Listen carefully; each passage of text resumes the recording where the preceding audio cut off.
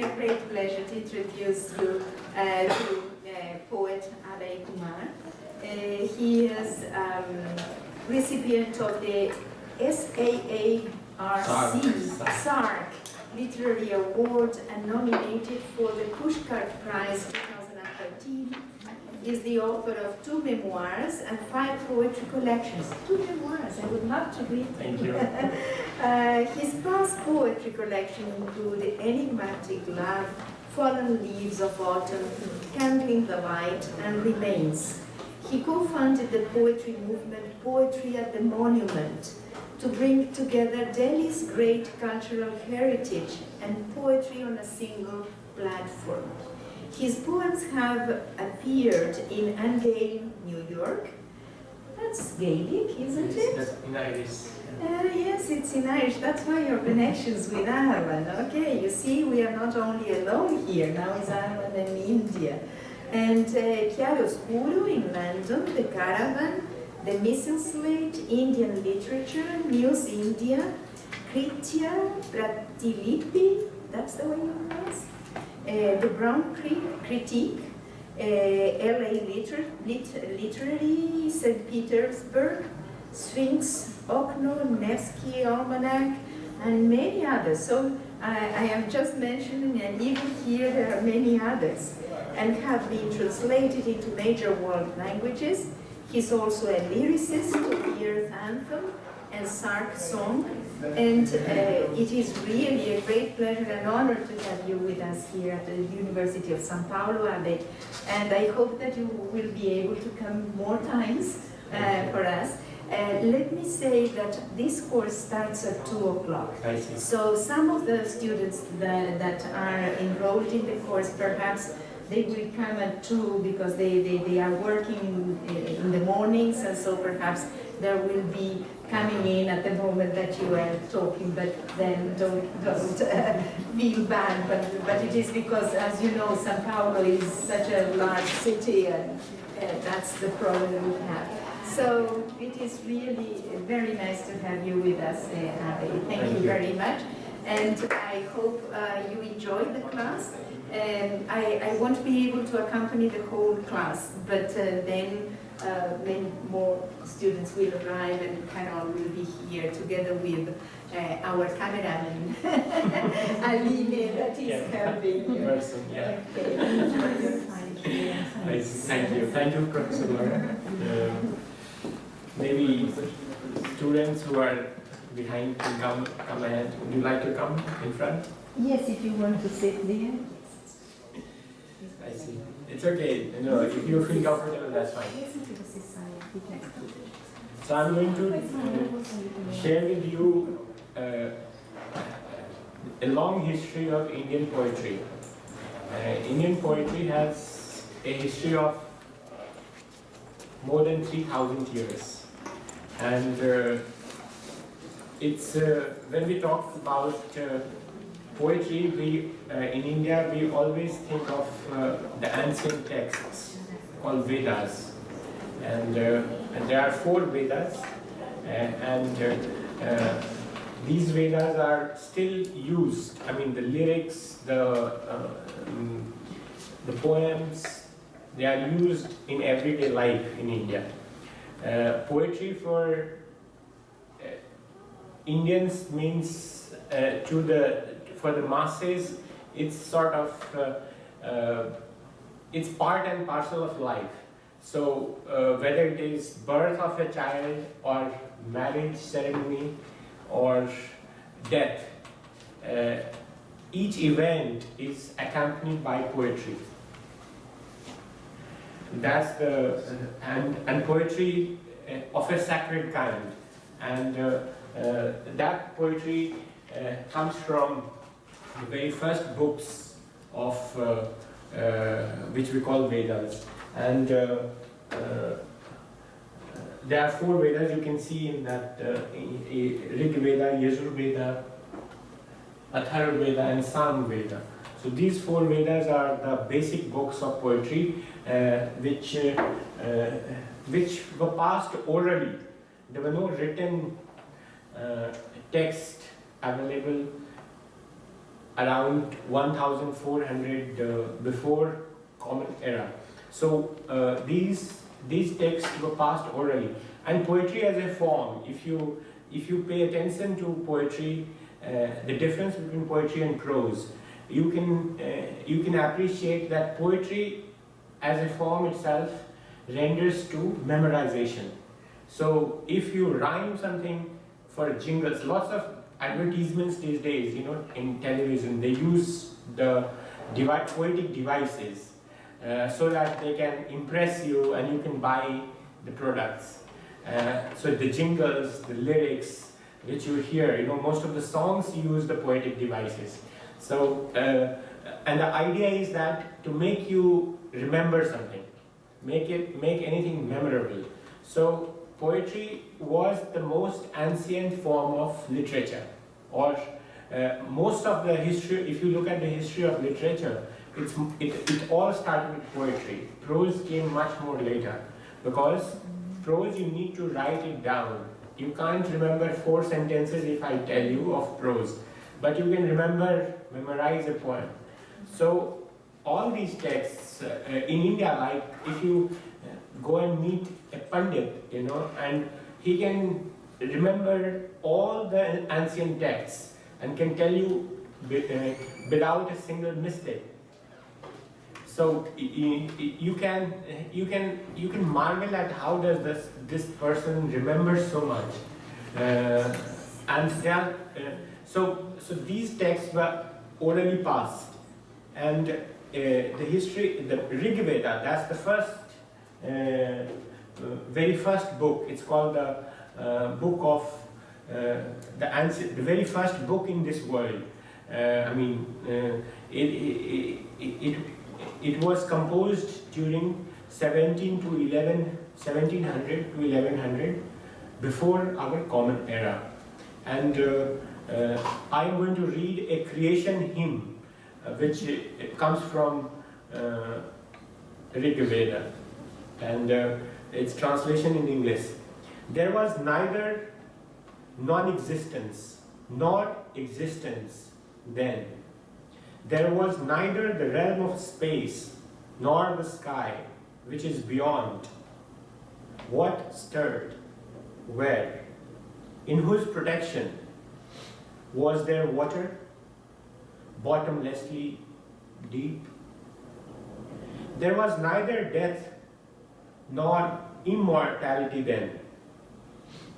There was no distinguishing sign of night nor of day. That one breathed windless by its own impulse. Other than that, there was nothing beyond. These are the first 2 lines from the Rig Veda. So very first text of Indian, you can say Indian literature or Indo-European literature, because there is also connection between Hindi and Portuguese, Irish and Sanskrit, German and Urdu. And what's the connection? The connection is that, and Iraq, for example, Persian and let's say Slovenian or Russian. And the connection is that they all come from one mother language, and it's called it's prototype Sanskrit, which is called the mother Indo-European language. So there are common words between Hindi and Portuguese. For example, one word you have duvida. It's duvida in Hindi and duvida in Portuguese. With the same meaning? Same meaning, with same meaning. So, and this is not the only word. There are such 1,000 words which sort of connect these languages. So there was a historian, German historian and researcher called Max Muller, who never visited India, but he was the person who found out, by connecting words, found out the mother Indo-European language, one language which connects all these languages.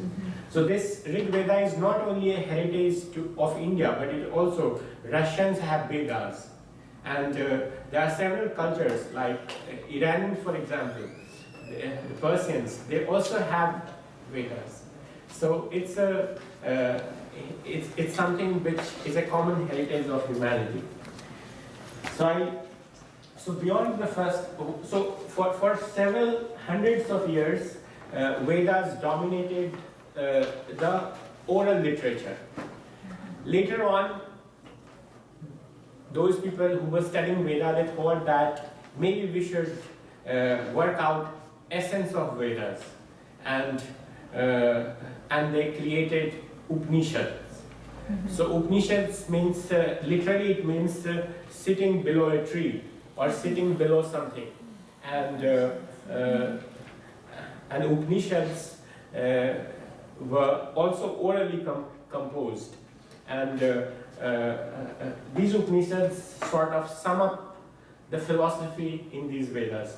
And these are all written poetically. So these are all in verses, because you could not write anything as a prose, because you can't memorize it. So today, if you go on YouTube and type "Chants of India" by Pandit Ravi Shankar, and these chants of India's, they come from Upanishads, like Tamshoma Asatoma Sadgamaya, Tamshoma Jyotirgamaya, Mirtoma Amritangamaya. This means this comes from Upanishad, but it's one of the most popular chants of India. I mean, it is recited by common people, and that's the power of poetry, where the modern, the contemporary meets the ancient. So Upanishads, which are about 3,000 years old, is recited every day, and this means, these three lines, they mean Mritoma Amritangamaya, means from death to immortality. Tamshoma Jyotirgamaya means from darkness to light. And the third line means from untruth to truth. Asatoma Sadgamaya. So these lines are very, it sort of enlightens a common man in India, and are still used. So Upanishads, you can see, I mean, Holy Spirit of Vedas. This is a very thin volume, but now written, of course, but it's all been orally transmitted.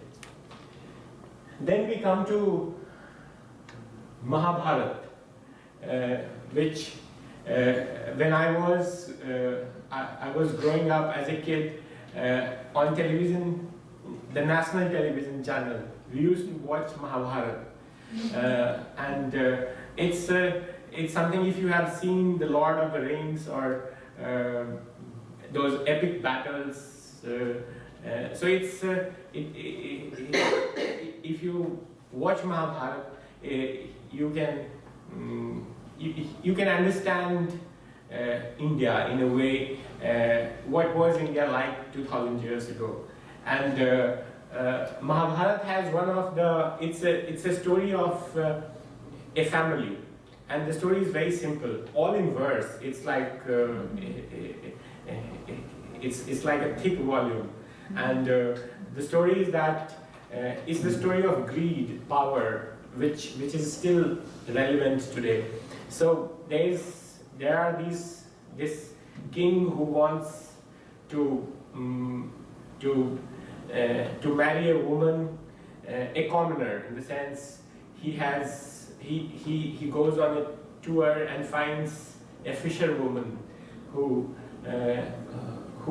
he likes, and he already had a son from his previous wife, but he wants to marry this lady, and the story is that the lady's father says, okay, you can marry her, you are a king, you cannot be denied, but the children who will be born from this marriage would be the successors to your crown, not the children from the from the previous marriage, and his son, who is already a grown-up man, he promises to his father that okay, I give up my rights to the throne, so father, you can marry this woman, and then there is he marries her, and then children are born, and as again there is but one of the successors who could be the next king turns out to be blind. So the throne is given to the another brother who was okay, and then a family conflict grows, and they resort to war among the family members to be the successors of the throne. And it's a very, very long story, and but the gem of Indian poetry, which we call Gita, comes in the middle of this text, middle of Mahabharata. I think you have to go back. Yeah. So Gita is something which. Yeah. Next one. Next one. Yeah. Next. I think this one. Yeah. So Gita is central to Mahabharata, and it's a text poetry by a god incarnate to one of the warriors, telling him to fight and do his duty. And it tells about this text is the most popular text, still very widely read and quoted in India, and it says Gita tells even today us to do our duty. It talks about the immortality of our souls, and it tells us that we should not. There's a verse called Karmanyavadikaraste ma phaleshu kadachana, means we should only look at our performance, our duty. We should not care about the results. So it tells us to be indifferent to the outcome. We only have the choice to perform well. As you will, I think, give an exam after attending the course. So the only choice you have is to be attentive in the class. What would be the outcome of this is not, it's beyond your control. So this is the basic philosophy of this book, which is most quoted. It also talks about the immortality of the soul, or immortality of the being, immortality of the energy which we have. And it says that the soul we have is undestroyable. It is water or fire or anything cannot destroy it. And it only, as we change clothes, when our clothes grow old, in the same way the soul changes the body as the body grows old. It's a beautiful metaphor of the body and the old clothes, the comparison between the body and the old clothes. And Gita is very central to a common man's life in India. It's taught in universities, it's taught in Indian philosophy courses, and many. It also talks about. It also talks about the universe, the nature of the universe. It talks about yoga, the different types of yoga. I mean, yoga means yoga. Today you hear and see on the screen, we also celebrate the International Yoga Day now. But what yoga we celebrate today is merely physical exercise. It's not yoga. Yoga means union. And Gita talks about the union with the universe, of the individual and the universe, and how this union is possible. It talks about the union through knowledge, union through action, and union through bhakti, which is devotion. It talks about the three paths of union, three paths of yoga, and this is where spirituality comes, that how you unite with the universe or with your surroundings. So a very important text of Indian poetry, also orally transmitted, written much later. After Mahabharata, we have another great Indian text called Ramayana, and Ramayana is it's also an epic poem, a very thick volume, and it talks about the life of an Indian king, rather Indian to be, I mean, the inheritor of a throne of the kingdom of Ayodhya, Ram, and his journey to Sri Lanka, or Lanka, what we know today, this island as Sri Lanka. So it talks about Ram going from north in India to south of India in Sri Lanka, and to find his wife, who was abducted by the king of Sri Lanka. And the writer or the poet Valmiki, he describes, I'll read one of his poems, how he describes Lanka. And it's written around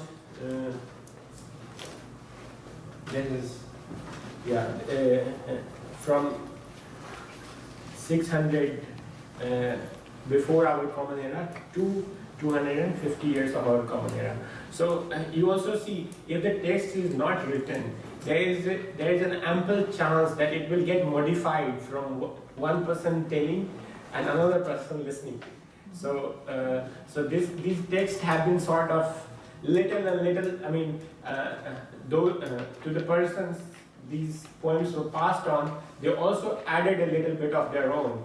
And we have varieties of Ramayana, and in every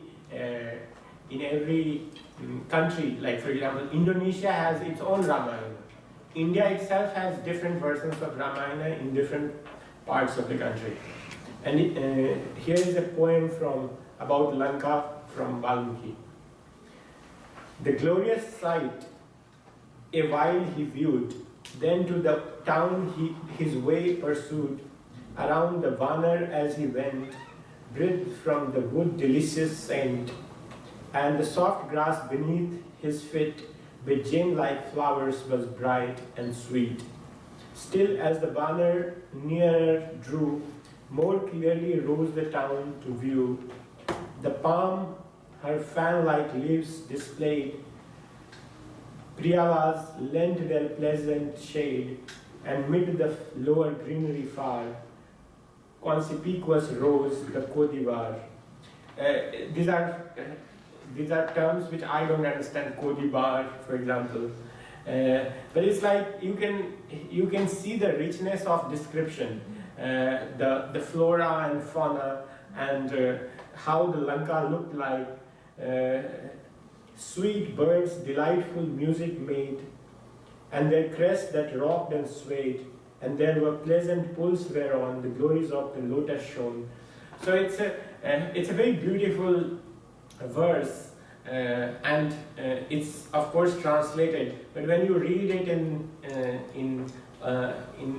Indian languages, it sounds much sweeter. And Ramayana is something which is very. It's Ram and his wife Sita. They are sort of everyday names in India, and when people wake up in the morning in the cities and in the villages, they think of Ram and Sita. They sort of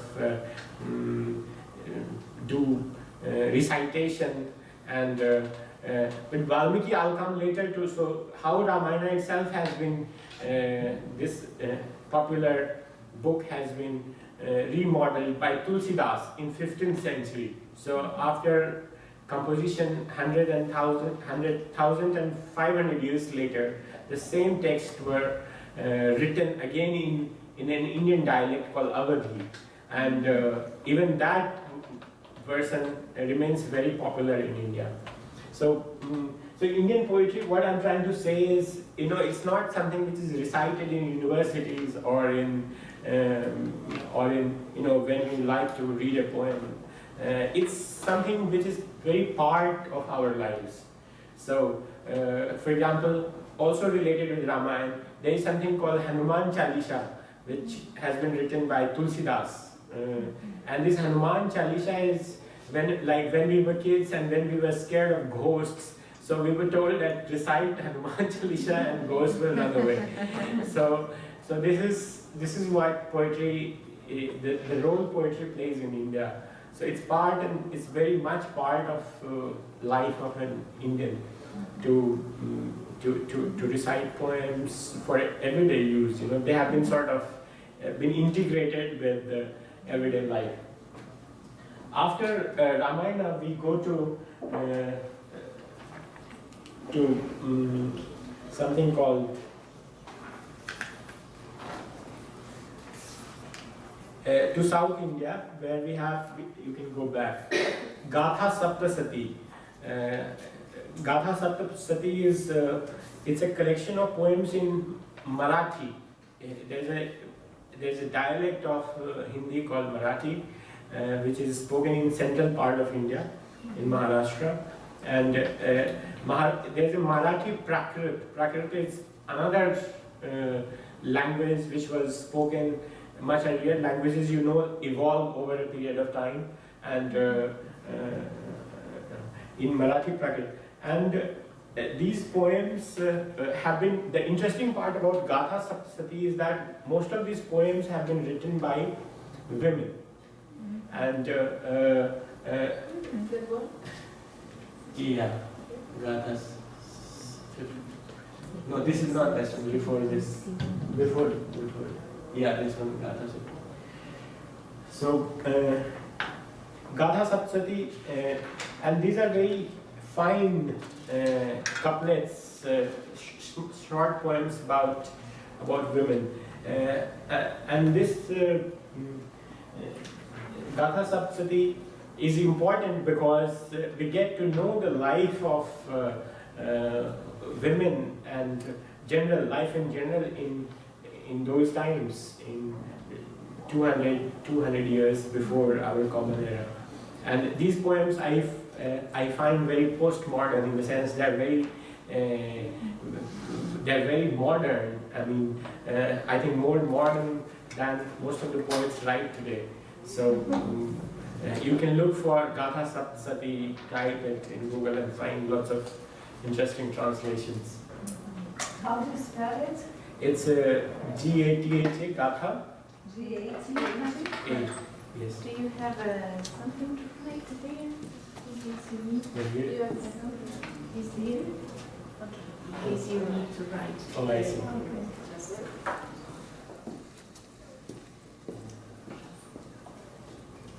Gatha Saptasati. You can, oh, it's not. no, that's Oh, I see. that's not There's something to that. It is. It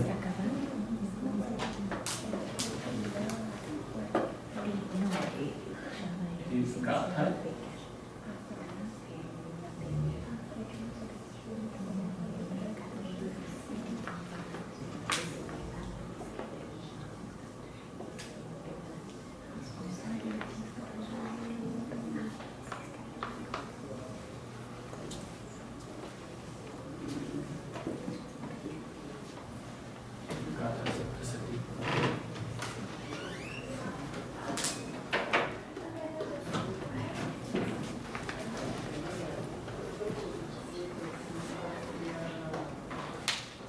Then we go further south in India, and in Tamil Nadu, which has a set of which has language of its own, and they have a very rich literary history in Tamil called Sangam. It's called there's a whole age of Sangam literature, and the main it talks about the poems in Sangam. They talk about numerous kings and princes, and it's a whole set of or a world of literature in its own. Sangam in South India, as we have in North India. I was telling you about Mahabharata and Ramayana and Vedas, but in South there's a whole set of different because Tamil, Telugu, and Kannada, and Malayalam, these come from a different family of languages, and it's called Dravidian languages, and these languages have their own oral tradition. They had their own tradition, and it's called Sangam. Then we come to Puranas.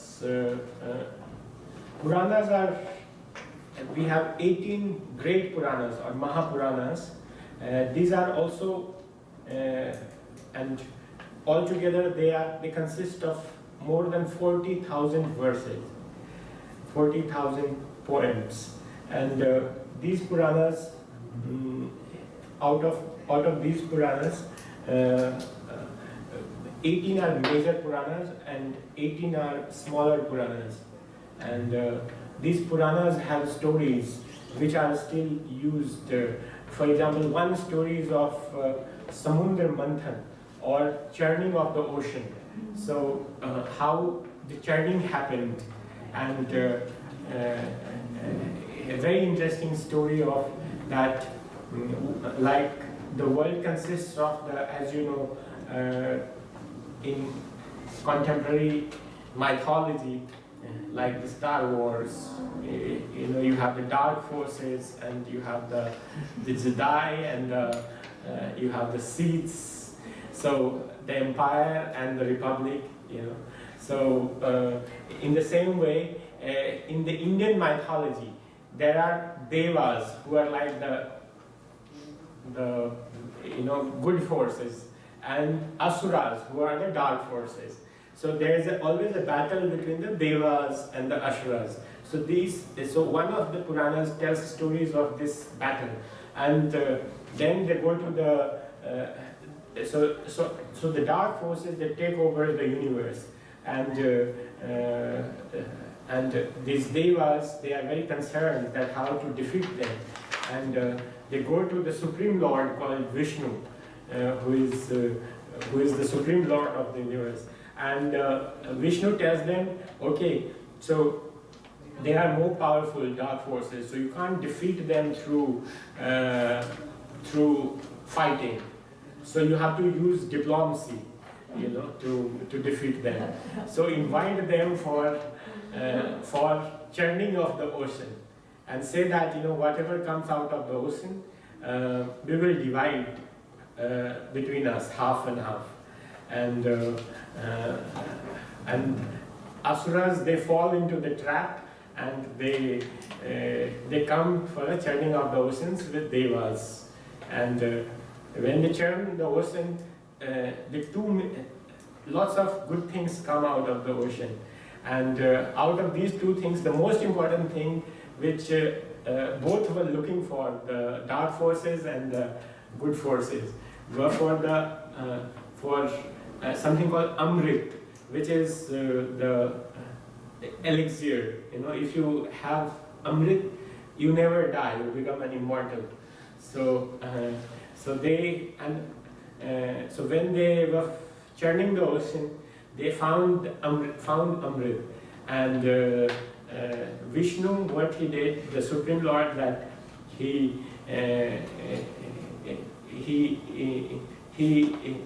quickly fed Amrit to the Devas, and the dark forces were left out. So this way they were able to again dominate the universe. So this you can look for this story, Samudra Manthan. It's very interesting, and it's all written in poetry. Out of Samudra Manthan, also along with the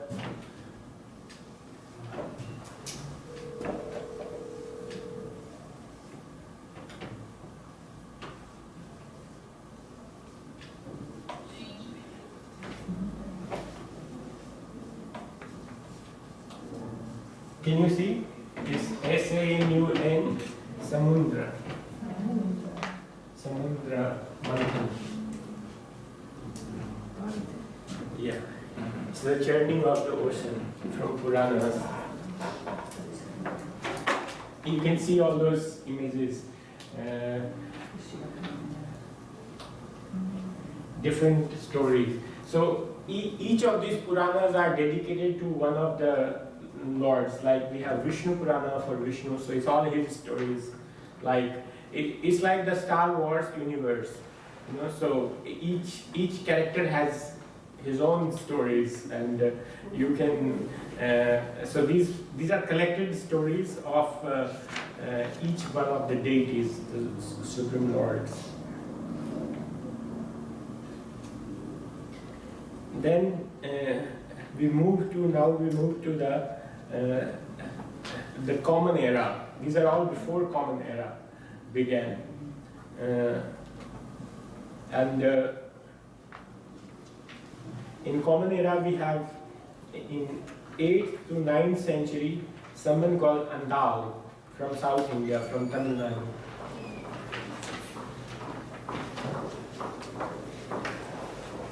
In India there was a tradition of saint poets. So these were the saints who used to compose their songs and sing in the villages, and most of these songs were devotional songs. And in South India there were 12 saints, very important saints called Alvars. They are very important in Indian literature. And one of these female poets of these female saints of 12 were Andal. So these saints, they had their affiliation to Sri Vaishnava tradition, which is the tradition of worshipping Vishnu, Vaishnavas.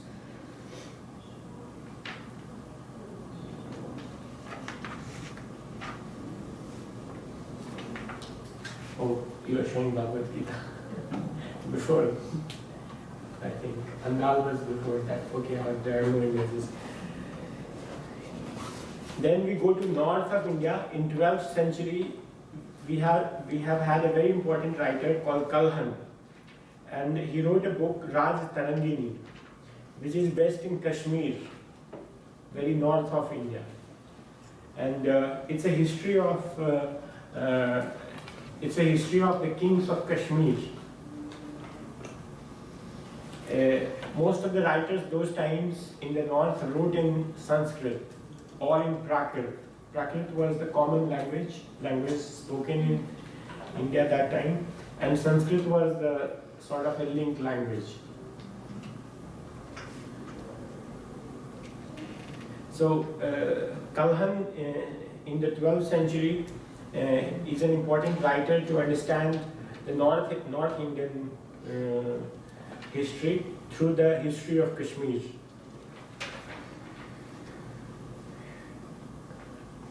Then, if you have a little bit of knowledge about the Indian history, so Indian history, most of the great texts I was mentioning, Mahabharata, Ramayana, Vedas, and Puranas, Gita, all of these, they are mostly before our Common Era, most of these. And then we have 1,000 years from our Common Era, from 180 to 1000 AD. And this era has has these works which I was mentioning, like Andal's work or work of Kalhan. But then what happens that there is the Central Asia, the land like today where you have Afghanistan or Iran or Turkmenistan and even Mongolia. The era which is after 1000 AD is mostly marked by invasions from this area, and then the Indian literature from Sanskrit it changes its the language, and it becomes a mix of languages of Hindi or the spoken languages in that area, spoken in the North Indian plains. It mixes with the languages of Central Asia and Mongolia, and then we have birth of new literature in India, a new kind of poetry. And the first poet who sort of invented a new form was Amir Khusro. Can we go to Amir Khusro? Next. Oh, this I have to tell you. But yeah, Kalidas, of course.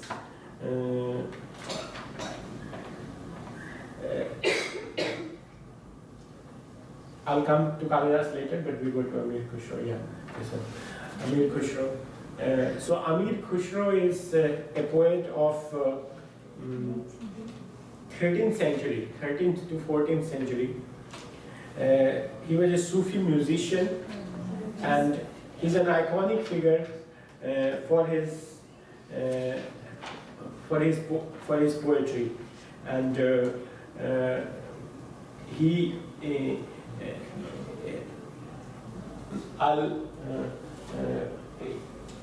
what he did was to invent a new language for poetry, and what we know today as Urdu, it had its beginnings in the poetry of Amir Khusro, and his language was called Khari Boli, and Khari Boli, he composed many poems in Khari Boli which are used today for songs in Bollywood films, and his poetry was very it was something which sort of captured the imagination of the people of that time and brought the fusion of the culture from the North Indian plains and the Central Asian lands together. And there's a poem by Khusro called Khusro Darya Prem Ka Ulti Va Ki Dhar Jo Utara So Doob Gaya Jo Dooba So Par, which means so it's I can understand it, it's in Hindi, sounds like Hindi, but it's a mixture of Hindi and Persian, and that's why he's an important poet, because he was able to capture the two languages. You can look for Amir Khusro, and it means that there is, in the river of love, which has opposite currents. Two opposite currents. Whoever gets into this river of love drowns, and by drowning is able to cross the river. You see the depth of his thought. So whoever gets into the river of love drowns, and there is a salvation in drowning. That's I think is a better translation. So And here is a poem on Amir Khusro. He's also associated with one of the very important saints, Sufi saints. You understand Sufi? So Nizamuddin Aulia of Delhi. So Sufi is again a new form of new way of spirituality. So Sufi, as Khusro brought the new elements of two cultures, Sufism brought two different traditions of religions and combined them into one way of a spirituality. And you can see in Turkish dancing dervishes of Turkey, or different Sufi practices. So Sufi was, of course, a fusion of different cultures. So when Khusro died, he was buried together with his teacher, Nizamuddin Aulia, and the memorial or the tomb in Delhi is a very important tourist site. And Nizam is with his master. Both of them are buried together, and in Delhi, and this is one of the most visited places in Delhi. And there are lots of Qawwalis. You know, Qawwali is again, Khusro was the person who brought a new form of poetry called Qawwali. And Qawwalis are sung at his mausoleum in Delhi every day. So if you visit Delhi, you can go and see actually, Khusro's poetry brought to life every day. So, and here is a poem for Khusro and his guru or his teacher, Nizamuddin Aulia, inseparable in graves, in deep trance since age, with my beloved Aulia, my blessings to the seekers of love. So it's a poem which sort of immortalizes their love, love of that they are even buried together in Delhi, and Amir Khusro. Yes. Next, another poem by Khusro is that Gori sove sej par mukh par dare kesh, chal Khusro ghar aapne sanj bhaye chahudesh, which means that a beautiful girl is sleeping on the bed, her hair spread over her face, so her hair hidden with her hair.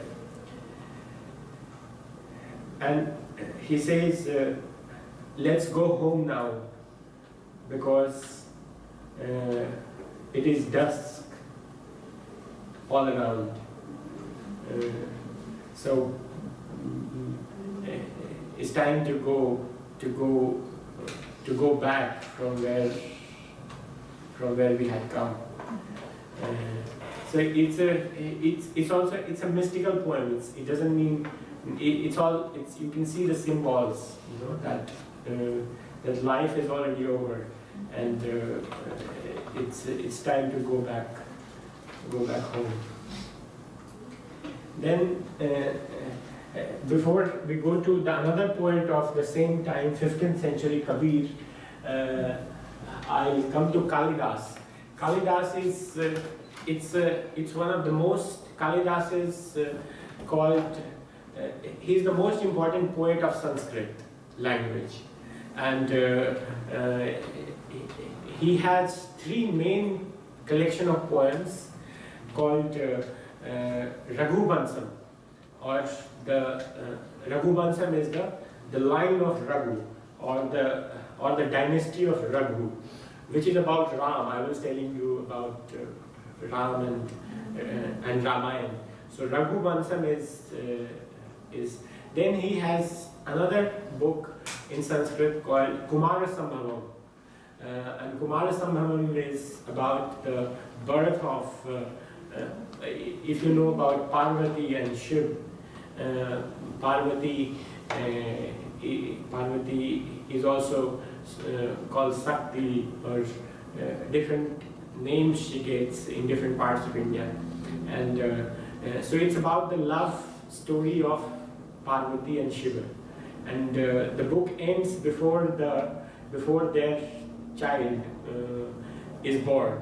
So it's about how they do the courting, Shiva and Parvati, and it also describes in details their honeymoon in Tibet, in Mount Kailas, on the Mount Kailas. This book is very important because it gives you gives you lots of information about the cultural life of India in 3rd or 4th century AD. What's the name of the book again? Kumara Sambhavam. I'll write it. Kumara Sambhavam. How do you delete it? Kumara Sambhavam.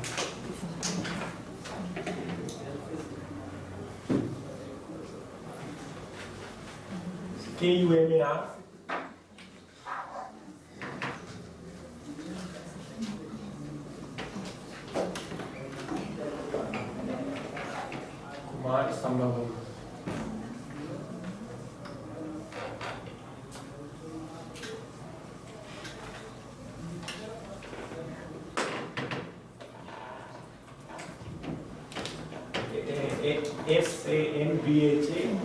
Sambhavam.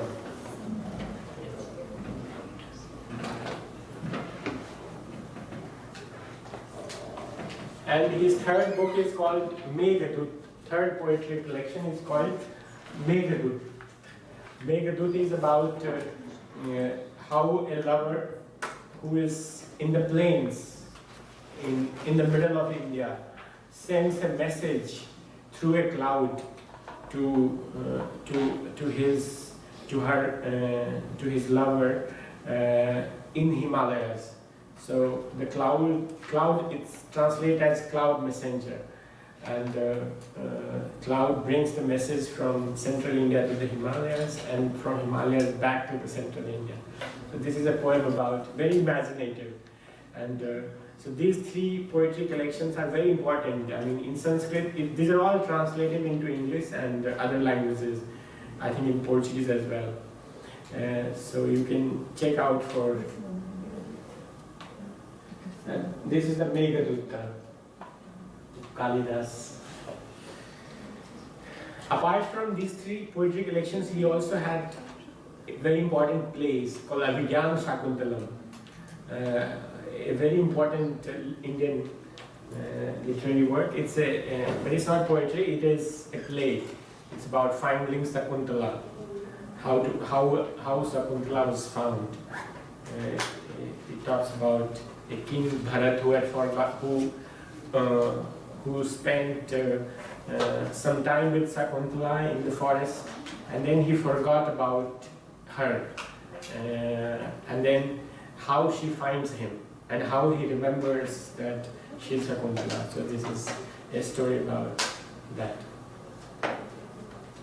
But let's come back to now 15th century, after Amir Khusro, Kabir. And Kabir is also a day-to-day life poet in India. He's alive. I mean, he's alive through his poems because it's recited every day. And most important poems of Kabir are couplets called dohas. It's called doha. You know, do you can understand, no? Do is. So Doha is two lines, and Doha one of the poems of one of the dohas of Kabir is that पोथी पढ़ी पढ़ी जग मुआ पंडित भया न कोई ढाई आखर प्रेम का पढ़े सो पंडित होई. Means the world dies out reading books after books, but nobody becomes enlightened. But those who get to understand love, 2.5 letters of love. Prem is 2.5 letters. Those who study well with the 2.5 letters become enlightened. So this is one of his dohas. Then he talks about like describing God, that it's not possible to or the universe, for example. In his doha, he says that even if you turn all the forest into pain, all the trees into paints, and all the oceans into ink, it's not possible to write the description of the God. He has a couplet which his most powerful poems are just these 2 lines, and how he contains all the depth in these 2 lines is very important, and I think also for modern poetry writing, because you could say so much in so less. Economy of words, of course, is an important dimension of poetry. That and also pay attention to the form, the way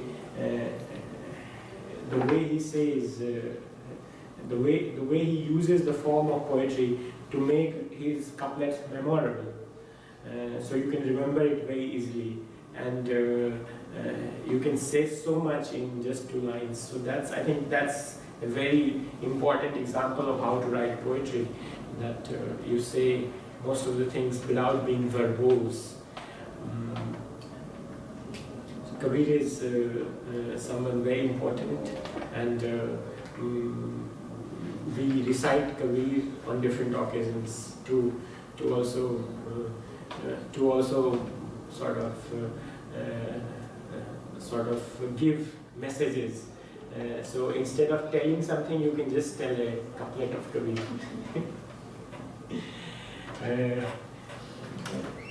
The next poet we have is Vidyapati, also the same time. Vidyapati comes from the east of India, and he wrote in a language called Mathili, and this is Kabir, yeah. Krishna Kabir, that's all. Then Vidyapati is nothing. And Vidyapati is an important writer because he wrote about he wrote in a language which was a regional language. It was not like Kabir's. If you can see, Kabir is more like it's a mix, Hindi Urdu mix again. Kabir lived all his life in Banaras, one of the most ancient cities in India, and his memorial is still there in Banaras, where lots of people gather. But Vidyapati, he wrote in a language called Mathili, which comes from east of India. Now it is in Bihar, and a part of it is in another country called Nepal. So, and Vidyapati was he wrote about women, about life that time. One of his poems is here, the translation. All my inhibition left me in a flash when he robbed me of my clothes. But his body became my new dress, like a bee hovering on a lotus leaf. He was there in my night on me. So you have Vidyapati in 13th century, I mean, at the, when writing about, writing in the voice of women of that area.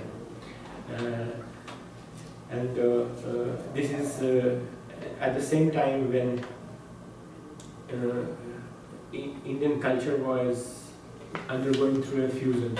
So he sort of stands out and continues the tradition of Kalidas, you can see from his poem, or continues the tradition of the pure Indian poetry, which is very, very sensual and very, very open. Kumar Sambhavam, for example, of Kalidas, if you read it today, it would look like that it's I mean, even today I don't find poets writing so openly about women, about love.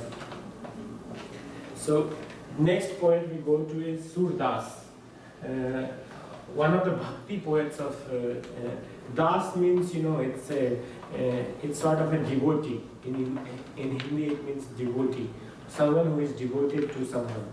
So Surdas was he's very important Hindi poet, pure Hindi poet, and he's best known for his composition called Sur Sagar. Sur Sagar means the ocean of Sur. Sur is melody, and also his name. So it's the ocean of Sur, and it had about 100,000 songs in this, out of which only 8,000 have survived. And look at his language. Listen to his language. He writes in Khari Hindi, you know, which is very pure Hindi. आँखियाँ Hari दर्शन की प्यासी, देखो चाहत कमल नयन को निस दिन रहत उदासी, केसर तिलक मोतिन की माला वृंदावन के वासी, नेहा लगाए त्यागी गए तीर्ण सम डारी गए गल फांसी, काहू के मन की को का जाने लोगन के मन हासी, सूरदास प्रभु तुमरे दरस बिन ले हो करबत कासी.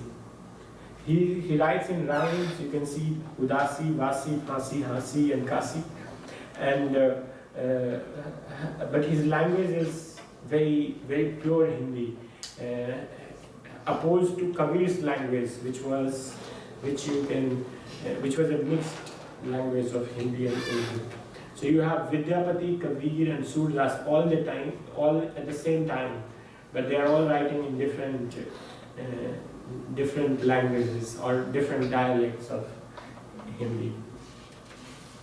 Then another important poet of that period is Rahim. Rahim was during this time what we have is the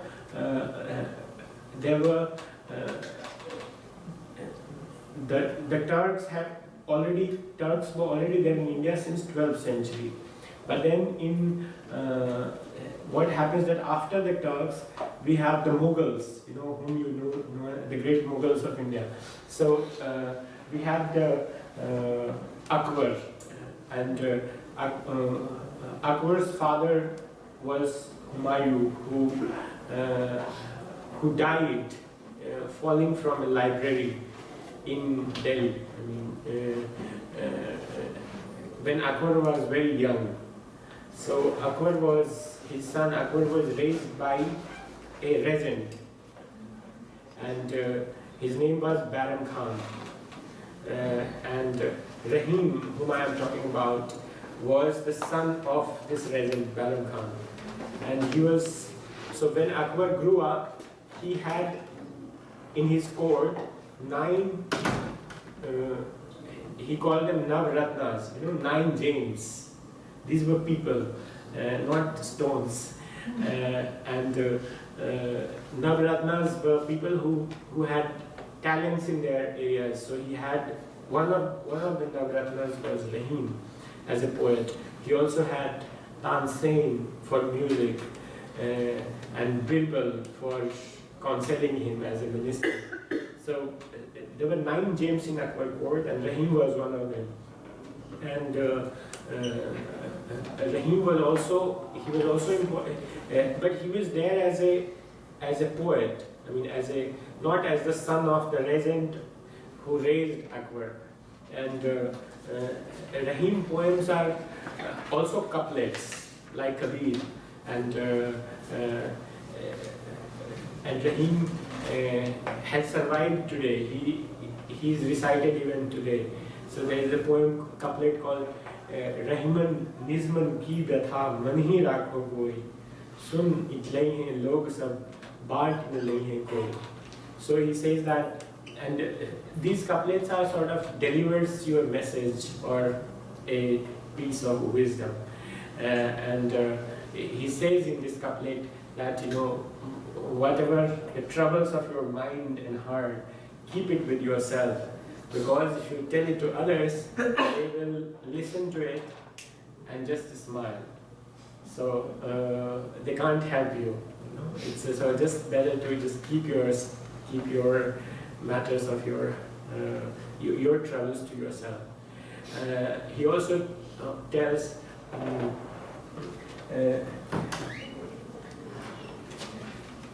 Rahiman dekh bareem ko lamul dijiye dari, jahan kaam aaye sui, kahan kare talwari. So he says that in this couplet that where don't ignore the small, looking at the big, because when you need a needle, to sew something, or to the sword is not going to work.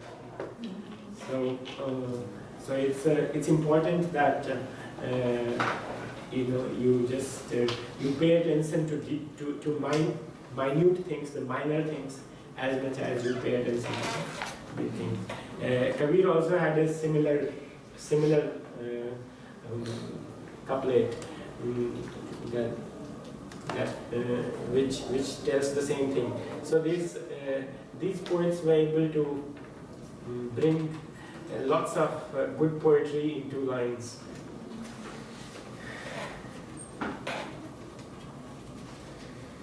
Kabir had something called Tinka Kabhun Nindiye Jo Payantar Hui, Kavi Uri Ankhin Pare Pir Ghaneli Hui.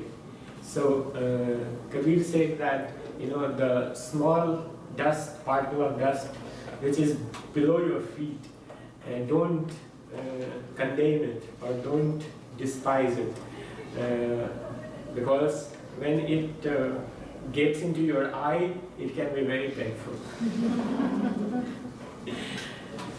So Rahim, he had when Akbar died, in whose court he was a gem, one of the 9 gems, Akbar's son Jahangir, he took over, he became the king. And Jahangir was not very, very kind to Rahim. So there is, what he did was to, I think there were rivalries because Rahim's father was a regent, and Rahim's sons were captured and killed, and they were hanged in Delhi, somewhere called Khuni Darwaza, because of it's Khuni Darwaza means the gates of blood. So Rahim, his tomb was also later robbed, and then the material which was in his tomb were used to make another tomb. So he had a very tragic life, and here is a poem on Rahim.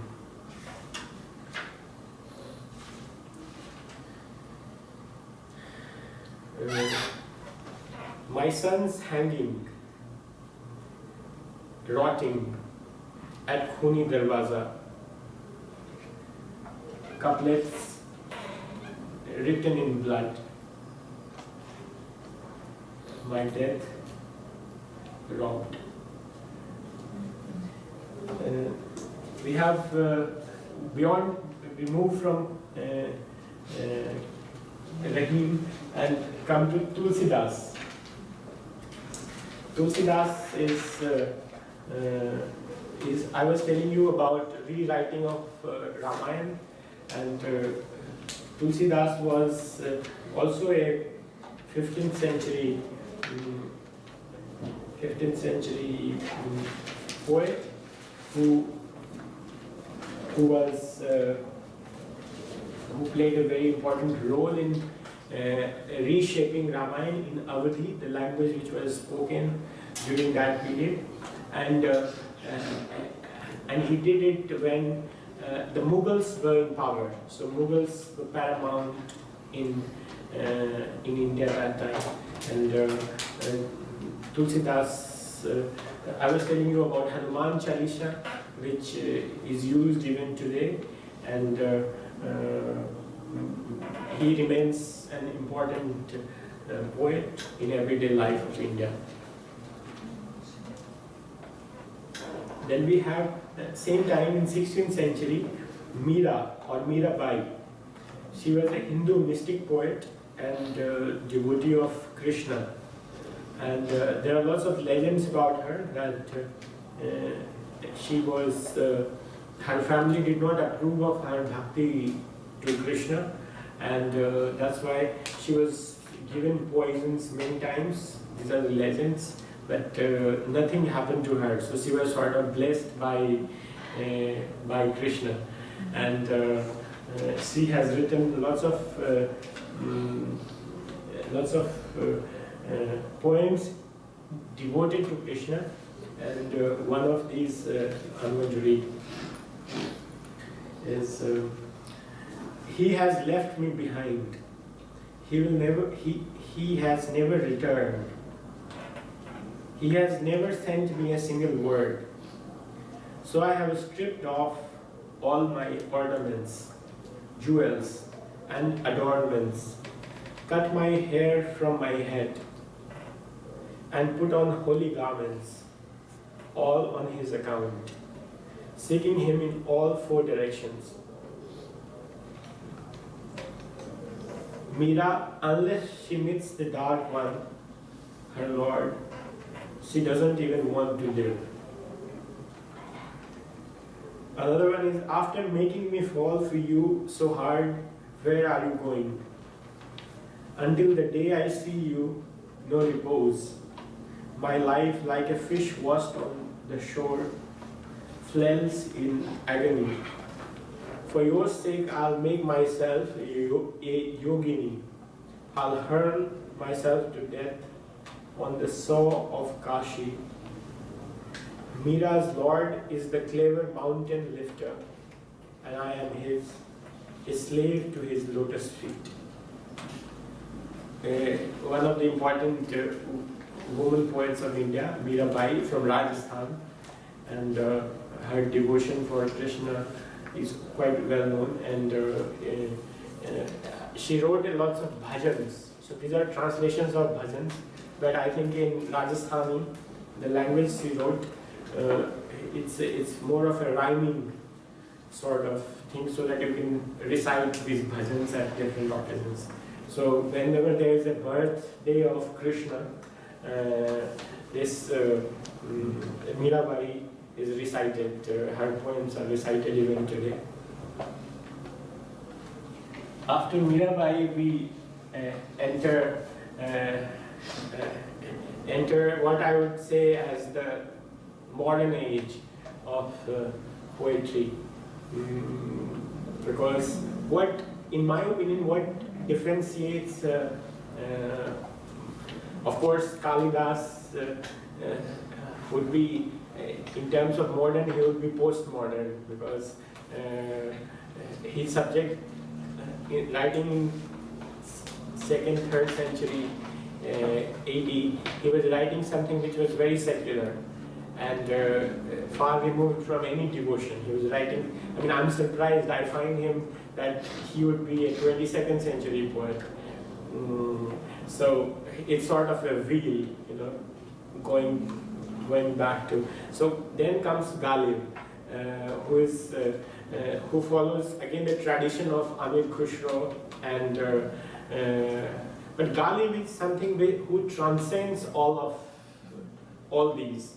And before Ghalib, there was other poets like Mir Taki Mir, and these poets were writing in a language which was a confluence of Hindi and Persian, and something today we call as Urdu, spoken in many parts of South Asia, India, Pakistan.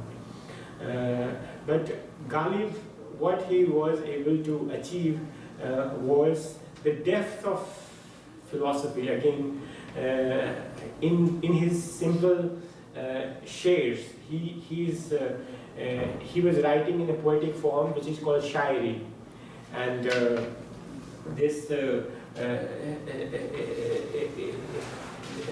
what we know as ghazal. So ghazal is a form of poetry in which what you do is that you have refrains repeating in every couplet, so same lines, but with the meanings which sort of you have to connect from the previous line, the previous couplet to the next couplet, then to the next couplet.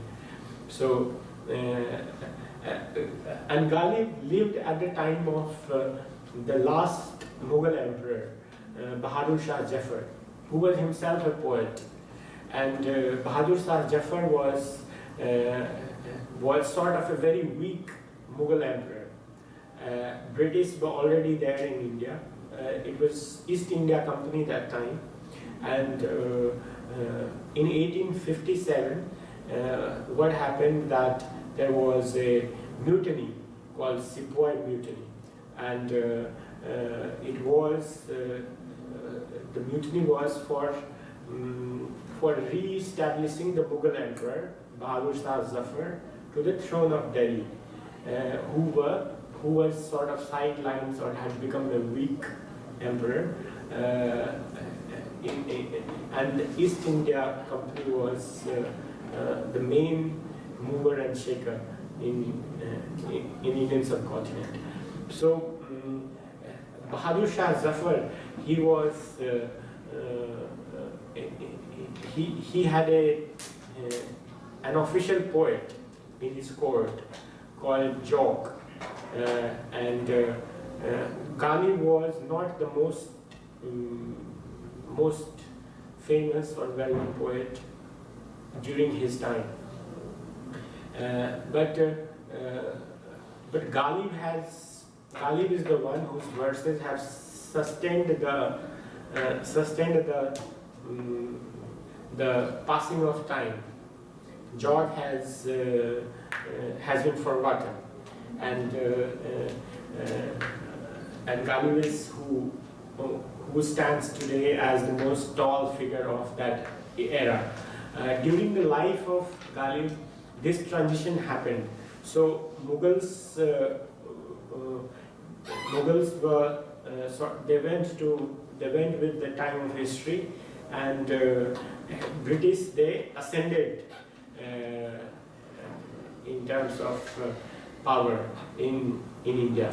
And so what happened that Ghalib, he was from Agra actually, not from Delhi, but he came to Delhi, and Ghalib was not his actual name. Ghalib means it's a title, it's sort of a pen name you take for yourself, or you call nom de plume in French.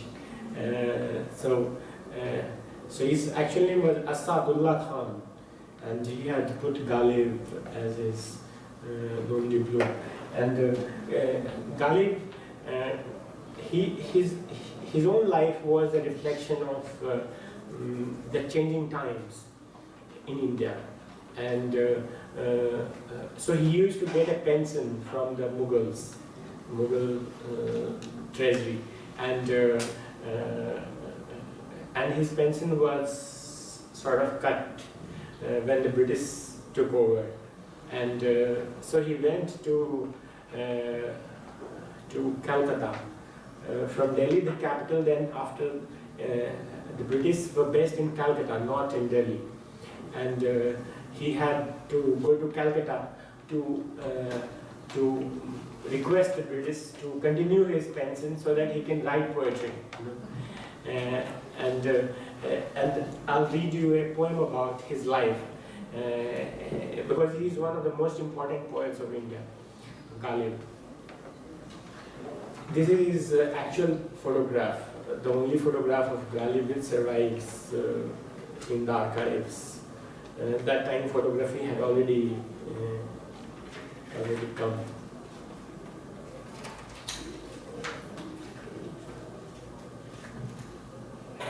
And he's right now buried in Delhi. If you go to visit Delhi, you can go and visit his tomb.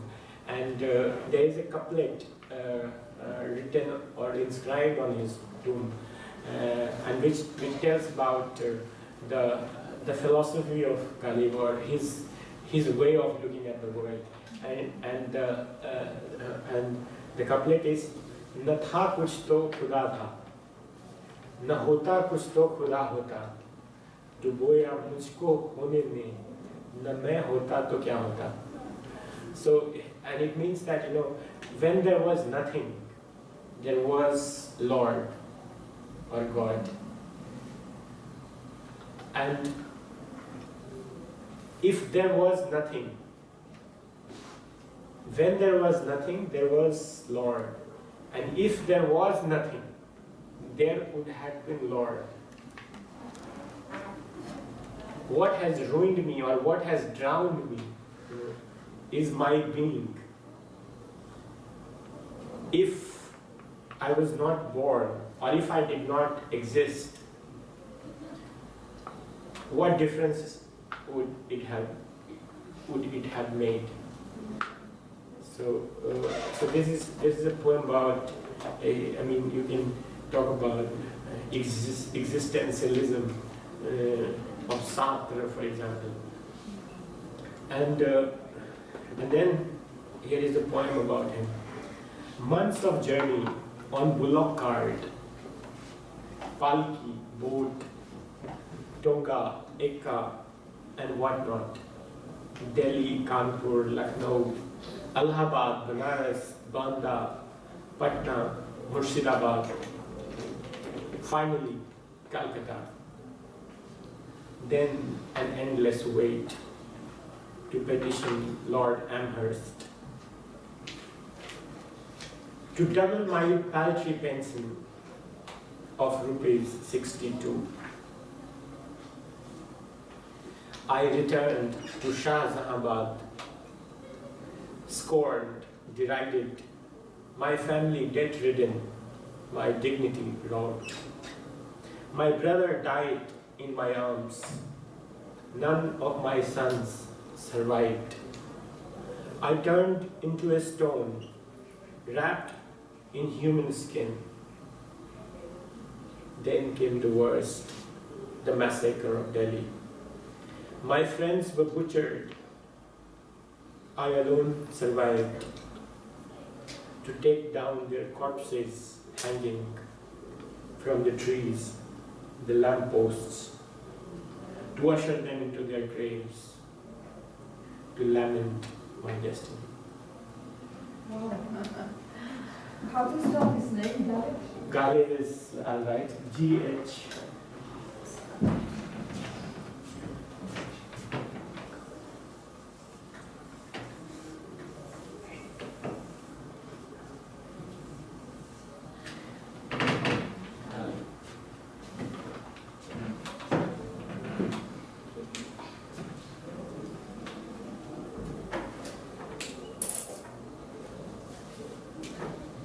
We also had a poet at the same time, who was the official and most well-known poet during the Mughal era. Because Ghali was not well-known, or nobody read him when he was in his actual contemporary time. I mean, he was one of the poets, but another poet who was most well-known was Jock. And Jock was the favorite poet of Bahadur Shah Zafar. And there's a poem on Jock as well. He's also buried in Delhi, but nobody actually knows where his grave is. I mean, very few people know, only those who are sort of connoisseurs. Even connoisseurs like those who have written books on Delhi, like William Dalrymple, The City of Jeans, did not know that there is a grave of Ghalib in Delhi. And there's a poem here.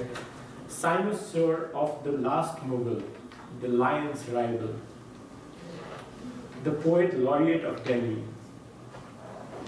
Time is the greatest judge. It has judged Ghalib the best.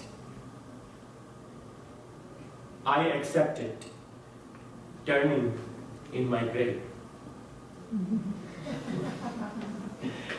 So it's Ghalib and Jock.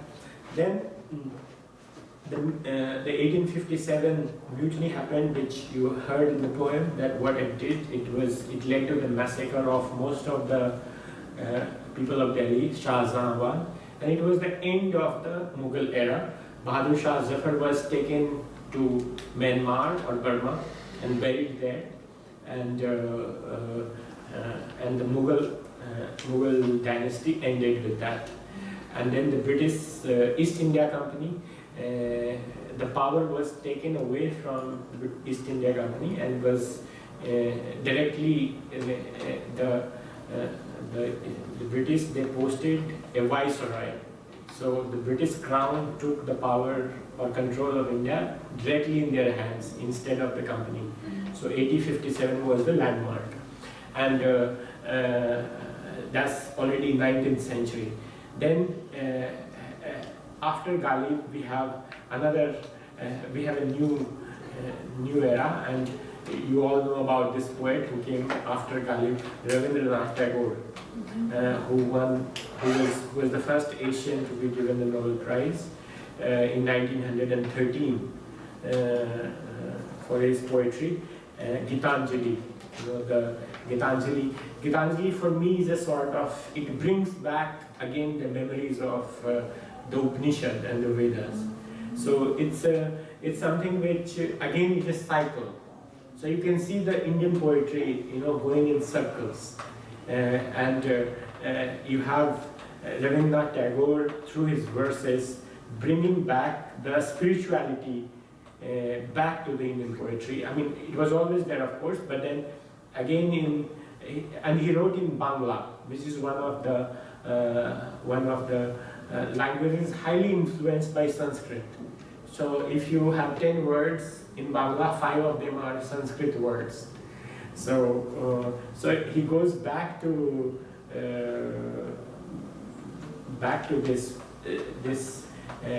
So he writes. He lives. Tagore had a very tragic life. So by the time he grew up, most of his relatives were dead. His wife died. His children died. His parents died, and then he went to a secluded area in his farmhouse, far away from Kolkata, and all he had was himself and the nature. And he wrote the purity of, and one of his favorite poems, which for me is where the mind is without fear. So, when the mind is where the mind is without fear. So I'll read it. But before I read him, I'll read you Ghalib's couplet. कैदे हयात ओ बंद ए गम, असल में दोनों एक हैं. मौत से पहले आदमी गम से निजात पाए क्यों? Which means that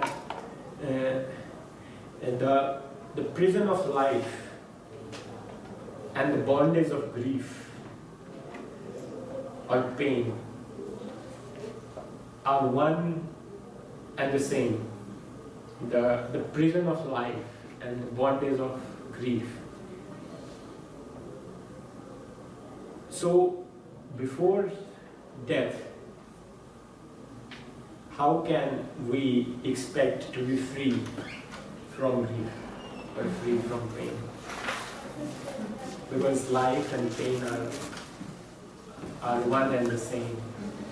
So he says it in his क्या दे हयात और बंदे गम असली में दोनों एक हैं मौत से पहले आदमी गम से गुजार पाए थे.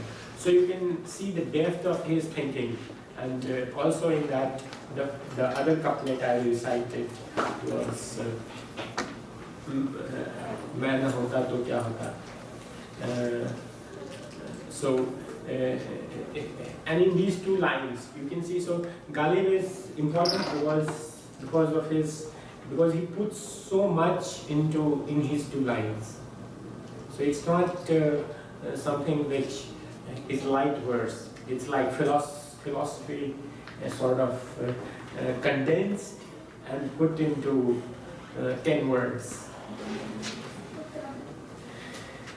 So then we come to Rabindranath Tagore, and where the mind is without fear. Where the mind is without fear and the head is held high. Where knowledge is free. Where the world has not been broken up into fragments by narrow domestic walls. Where words come out from the depth of truth. Where tireless striving stretched its arm towards perfection. Where the clear stream of reason has not lost its way into the dreary desert of dead habit. Where the mind is led forward by thee into ever-widening thought and action, into that heaven of freedom, my Father, let my country awake. So it's a poem about when he refers to the narrow domestic walls. Tagore was a humanist, and you can read Tagore in Portuguese, translated by Cecilia Meirelles, one of my favorite poets, Portuguese poets. Tagore, in fact, visited Latin America. He was invited in 1924 by the government of Peru to celebrate the 100 years of Peru's independence. And Tagore came accepted the invitation and came. But while he was coming, he caught influenza on the ship, and he instead of going to Peru, he had to stay in Buenos Aires. And in Buenos Aires, there was a young lady called Victoria Ocampo, who was Tagore was already a Nobel laureate in 1913, and he was a famous person. So Victoria Ocampo, when she heard that Tagore is coming to Buenos Aires, and when she read his interview in a newspaper called La Nación, she went and met Tagore and invited him to stay at her villa in the suburbs of Buenos Aires, and Tagore lived there for 2 months, and he wrote part of his collection of poems called Purbi there in that villa. And he also, Victoria also taught him or inspired him to doodle. So while writing poems, and he started painting later, and And then, but he could not go to Peru because he had another engagement in China afterwards, and he had to cut short his visit and return to India. But that place where he stayed in Argentina is still there, and lots of people visit that place. And there are letters between Tagore and Victoria Ocampo, which are still read. But one more thing, that while he was returning from Argentina to India, he visited Brazil, and he visited Rio de Janeiro for one day. And there is still a school in Rio which is named after Tagore. And later in 1950s, when Cecilia Meirelles, when she visited India, you might have seen her whole book on poems written in India. Poema Escritores Naindia. There is also a poem on Tagore, and she then translated works of Tagore in Portuguese, which you can find. So this was Tagore, and after Tagore, we have.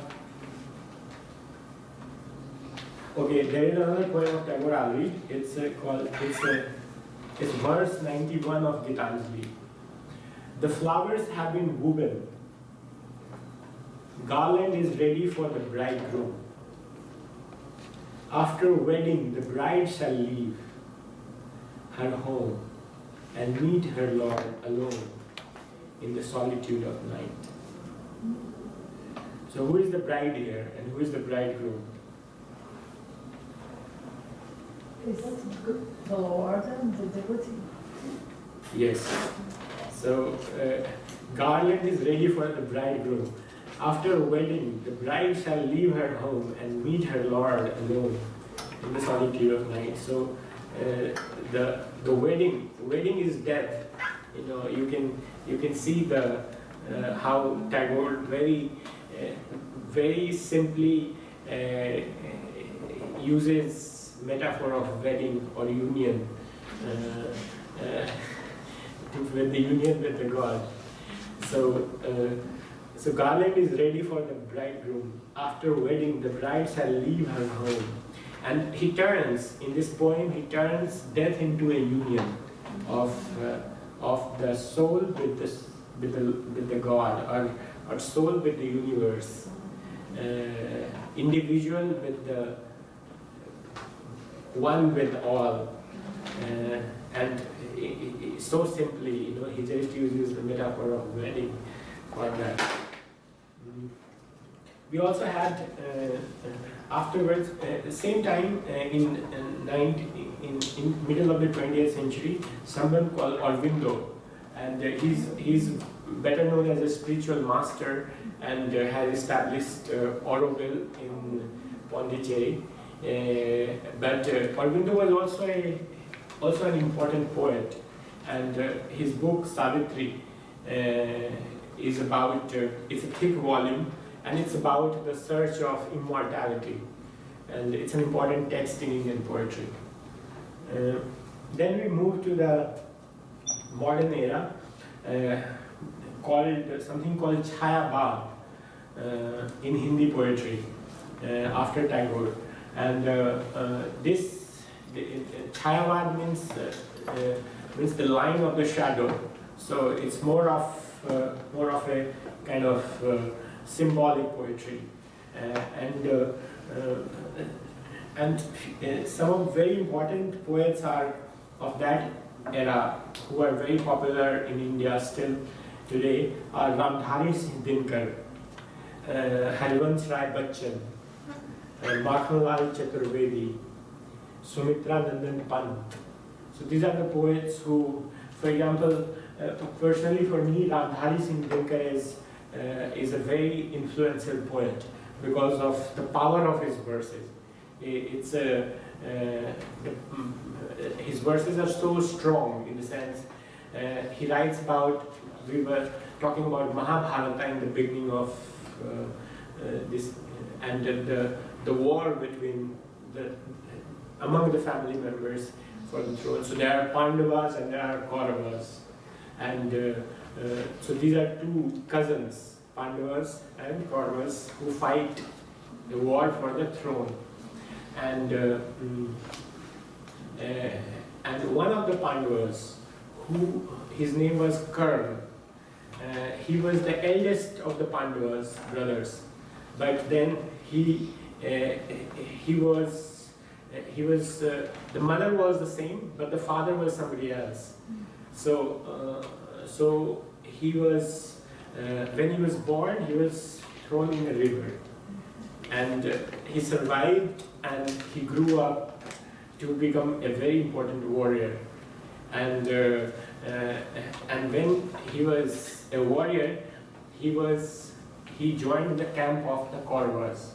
He was a Pandavas, like the Zedai, the Dark Lord, who was a Zedai, but he joined the dark side because he could not save his wife. So, but in this case, Pandavas, he was, and when the war is going to happen, Mahabharata is the war.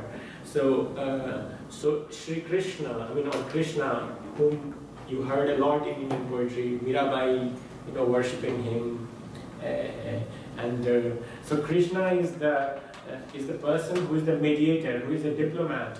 He goes to Karna, and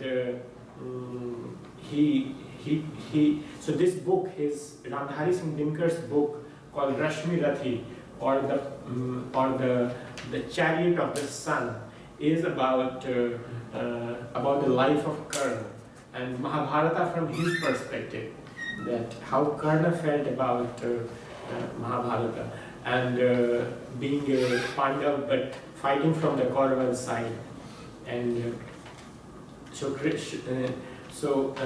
what happens that before the war, again Kauravas, what they do is that they invite Pandavas for playing a game of what do you call that? It's called jua in Hindi, and it's sort of a gambling. So they invite I was telling you the story of Samudra Manthan, when Devas invited Asuras for churning the ocean together. So Kauravas, they invite Pandavas for playing a gamble, and in that gamble, Pandavas lose everything, including their wife Draupadi, and when they lose everything, they are sent to the jungle. It's called Vanaprastha. They have to live in jungle for 14 years before they can come back to the city. And so Rashmi Rathi starts from there. बाधा विघ्नों को चूम चूम पांडव आए कुछ और निखर सौभाग्य में सब दिन सोता है देखें आगे क्या होता है. पांडवों का संदेशा लेकर श्री कृष्ण हस्तिनापुर आए, पांडवों का संदेशा लाए, हो दो न्याय अगर तो आधा दो, उसमें भी यदि बाधा हो दे दो केवल 5 ग्राम, रखो अपनी धरती तमाम. हम उसी में खुशी से खाएंगे, परिजन पर असी न उठाएंगे. दुर्योधन वो भी दे न सका, आशीष समाज की ले न सका. उल्टे हरि को बांधने चला, जो था साध्य साधने चला. हरि ने भीषण हुंकार किया, अपना स्वरूप विस्तार किया. So it's about the poem is about Sri Krishna or Krishna going to the court of the Kauravas after the Pandavas, when they lost the game of gamble. They spent 14 years in the jungle unknown, and then when they came back, they sent Sri Krishna to Kauravas to ask that if you can now give us justice and give us half of the empire, and if you cannot give even half, then at least give us 5 villages, so that 5 of us, I mean, Pandavas were 5 brothers, so 5 of us can have a livelihood. But the prince of Kaurava, Duryodhana, he did not even give 5 villages to Pandavas, and and instead what he did was he captured the Shri Krishna. So who was a diplomat sent to the court of the Kauravas, and then Shri Krishna appealed to Karna, who was a Pandav basically living with that, and he takes him aside in the court and convinces him that you are a Pandav, why don't you join the Pandav side? This would lead to peace, because Kauravas will not be able to fight without your support, and your mother is waiting for you, Kunti, and you will be crowned the king. You are the eldest of Pandavas. So he convinces through. So this book, Rashmi Rakhi by Ramdhari Singh Dinkar, in the modern Hindi poetry, is very important book about power and diplomacy. But in that party with the Yes, yes. But then the Karna, he does not accept this. Also he did. So he did not. So he says that, how is that mother who threw me into the river when I was a small kid, and where were all the Pandavas when I was facing all the curses of the society as an untouchable. You must have seen Kaminios Das Indias, right? The serial, the popular serial here, Kaminios Das Indias on Globo. Kaminios Das Indias. And Kaminios Das Indias also, I think it's best, it tells you about Indian society and about untouchables, So Karna was one of that, because he had to live that life as away from ignominy, and he grew up with a family of untouchables. So he asked Krishna that, where were you and where were all the Pandavas? So when I needed respect, Kauravas gave me respect, and they have made me a king of a little kingdom. So now because you need me, you are telling me all these things. So I'll stay with Kauravas, and then there's a war there, and in the war, I was telling you about Gita, So Pandavas, the most important warrior of Pandavas, Arjuna, he is not ready to fight and kill his own cousins. He says, I cannot do this because they're all my cousins and they're all my grandparents and uncles. How can I kill them? Because they're all my relatives. I won't be able to kill them and win a war and live peacefully. So you have another most important book of Indian poetry called Gita, in which Krishna tells Arjuna, and the poem I told you, that Karmanyavadikaraste ma phaleshu kadachana, which is do your duty. The outcome is not in your hands. So your duty as a warrior is to kill. So you have to just kill. It doesn't matter whom you are killing. And the outcome is you should leave it to the Lord of the universe. So Ramdhari Singh Dinkar brings back the theme of Mahabharata in poetry, and he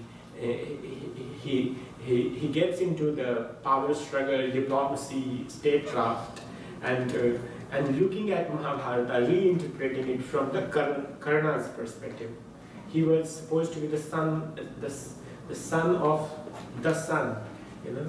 So that's why it's called Rashmirathi, the chariot of the sun.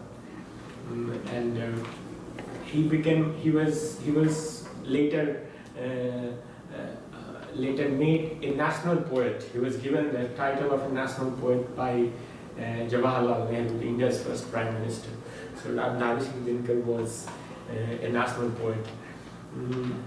Other poets of that era, Chayabad, Sumitra Nandan Pant, Jaishankar Prasad. This era was from 1918 to 1937. So after Tagore, this is the post-Tagore era. Then we have,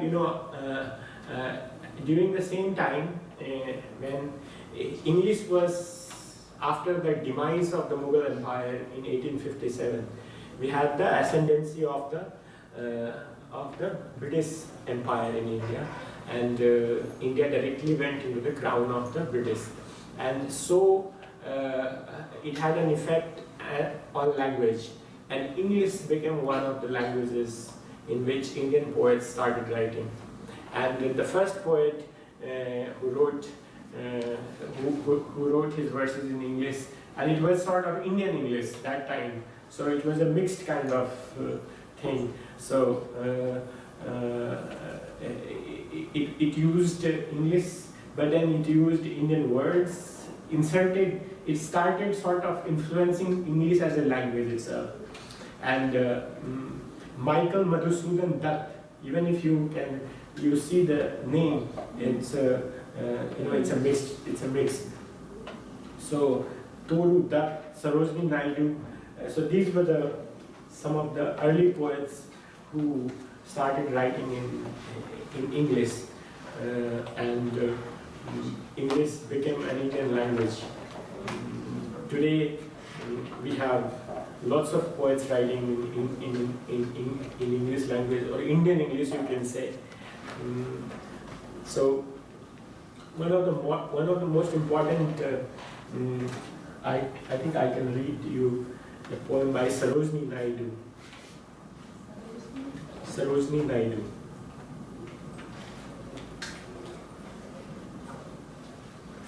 (1879 to 1948). So she was a pre-independence.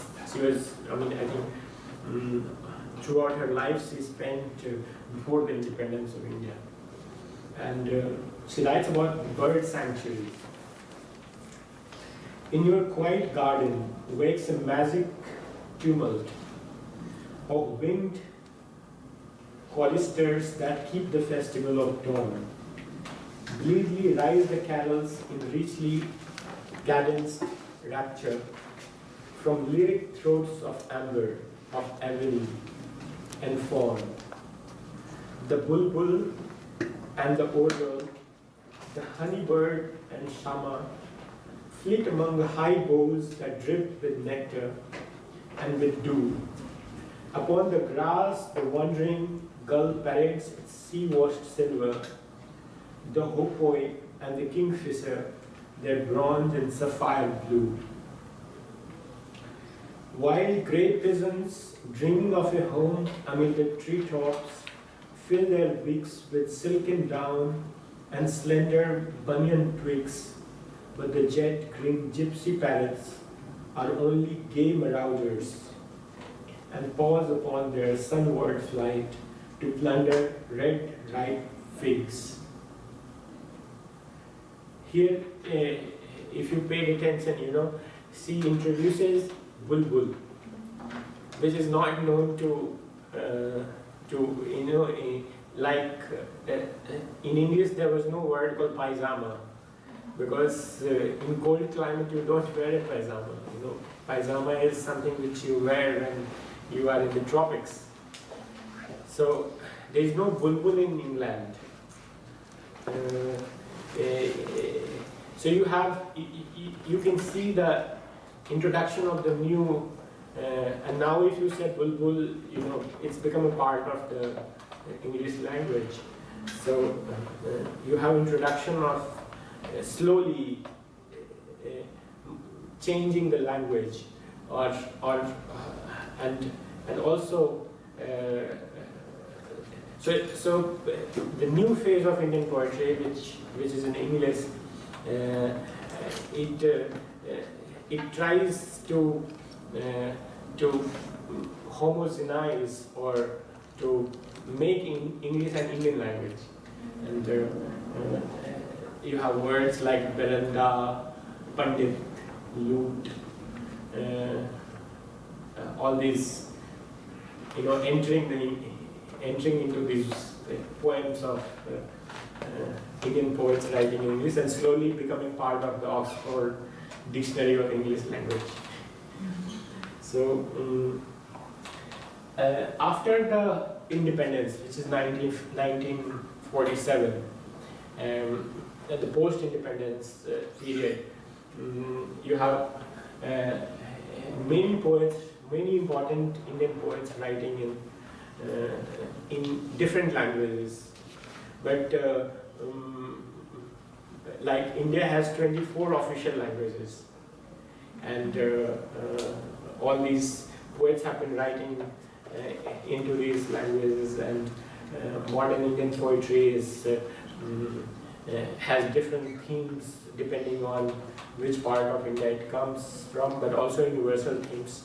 But I'm going to talk about 12 modern Indian poets in English, writing in English, an anthology, Oxford Anthology by Arvind Krishna Mehrotra, which introduces 12 modern Indian poets writing in English, and they are Nissim Ezekiel, Jayant Mahapatra, A.K. Ramanujam, Arun Kolatkar, K.K. Daruwala, Dom Morris, Dilip Chitre, Yunus D'Souza, Adil Jusawala, Agha Shahid Ali, Bikram Sheth, and Manohar Shetty. Many of the poets are alive today,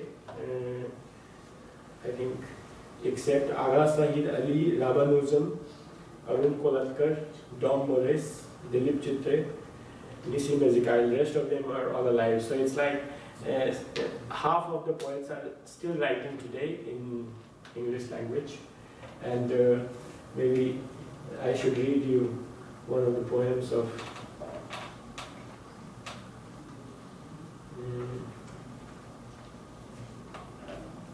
Jayant Mahapatra, or a poem by the person who has done this anthology, Arvind Krishna Mehrotra, one of the modern Indian poets. It's called Bhojpuri Diskant. Piss after dinner. Sleep on your left side. You will never fall sick. If landlords are saints, pestles are bowstrings. Witty landlords, wheezy thieves, lynch them. A servant who knows the secrets of the house, a pretty wife, a patched clothes, a wicked king, they need careful handling. A shoe that pinches, a sharp-tongued wife, the firstborn daughter, an unproductive farm, a dungeous brother, they cause endless grief.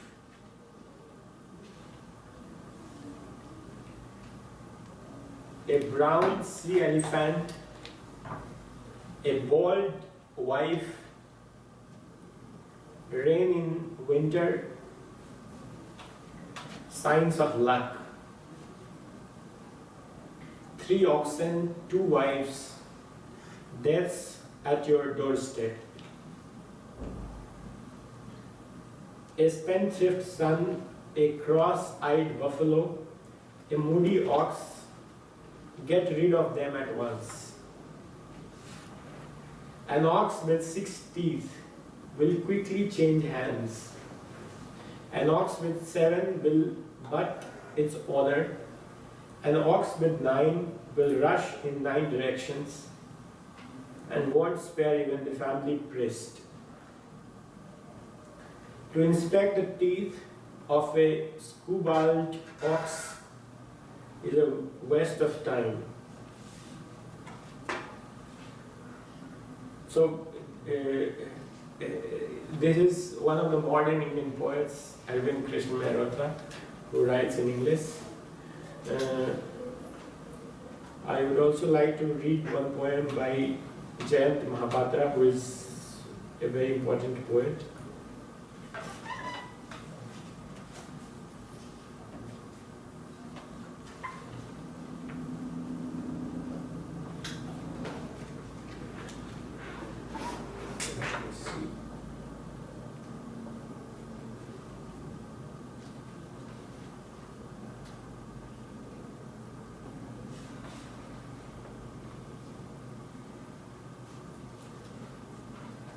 Meanwhile, if you have any questions, you can start asking.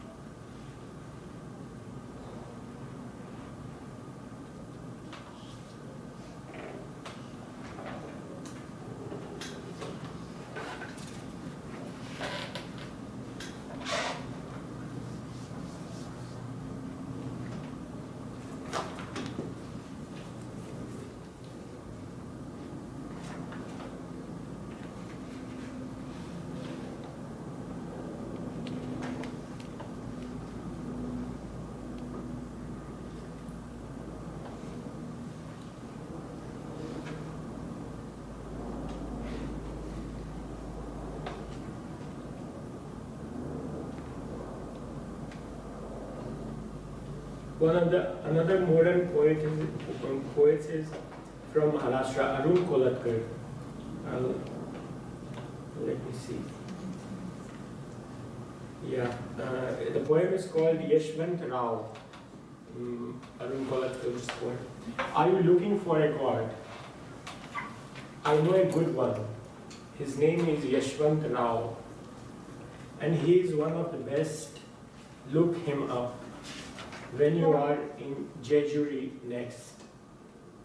Of course, he is only a second-class god, and his place is just outside the main temple, outside even of the outer wall. And if he belonged among the tradesmen and the lepers, I have known gods prettier faced or straight-laced, gods who soak you for your gold, gods who soak you for your soul, gods who make you walk on a bed of burning coal, gods who put a child inside your wife or a knife inside your enemy, gods who tell you how to live your life, double your money or triple your land holdings, gods who can barely suppress a smile as you crawl a mile for them, gods who will see you drown if you won't buy them a new crown. And although I am sure they are all to be praised, they are either too symmetrical or too theatrical for my taste. Yashwant Rao, mass of basalt, bright as any post box, the shape of protoplasm or king-size lava pipe, thrown against the wall, without an arm, a leg, or even a single head. Yashwant Rao is the God you have got to meet. If you are short of a limb, Yashwant Rao will lend you a hand and get you back on your feet. Yashwant Rao does nothing spectacular. He does not promise you the earth or book your seat on the next rocket to heaven. But if any bones are broken, you know he will mend them. He will make you whole in your body and hope your spirit will look after itself. He is merely a kind of a bone setter. The only thing is, as he himself has no heads, hands and feet, he happens to understand you a little better. This is Arun Kolatkar, one of the modern Indian poets.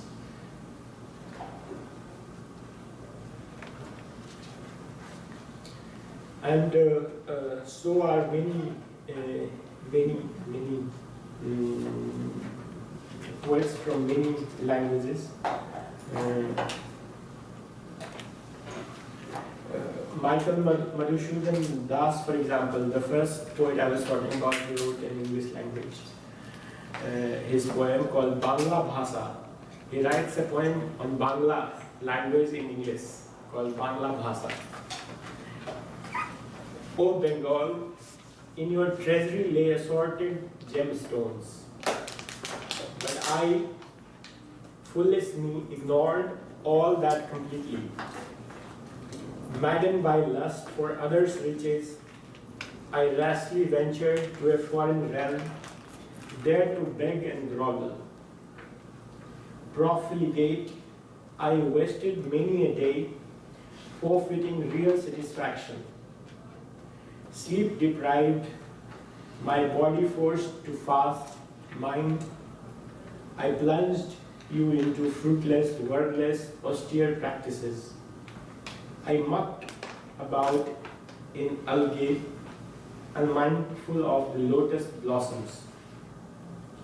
Then in a dream, your goddess of the family, Lakshmi, spoke, my child, in your mother's jewelry box are jewels aplenty. So why today this state of beggary for you? Go back, benighted one, return home, dearest. I happily obeyed her orders, and in due time came upon a mind, my mother tongue, replete with gems untold.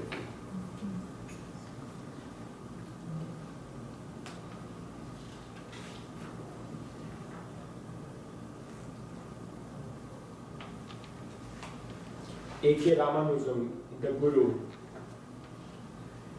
A.K. Ramanujan was a bilingual modern Indian poet who taught in the United States, and is an important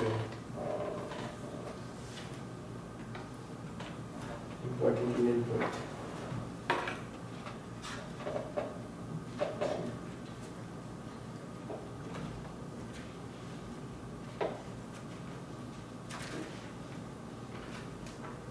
It's called the Guru. The poem is called the Guru. Forgive the weasel his tooth, forgive the tiger his claw, but do not forgive the woman her malice or the man his envy, said the Guru, as he moved on to ask me to clean his shoe, bake his bread, and wash his clothes. Give the dog his bone, the parrot his seed, the pet snake his mouse. But do not give woman her freedom, nor man his midday meal, till he begs, said the Guru. As he went on his breakfast of eggs and news, asking me to carry his chair to the dais, I gave the dog his bone, the parrot his seed, the pet snake his mouse, forgave the weasel his tooth, forgave the tiger his claw, and left the Guru to clean his own shoe.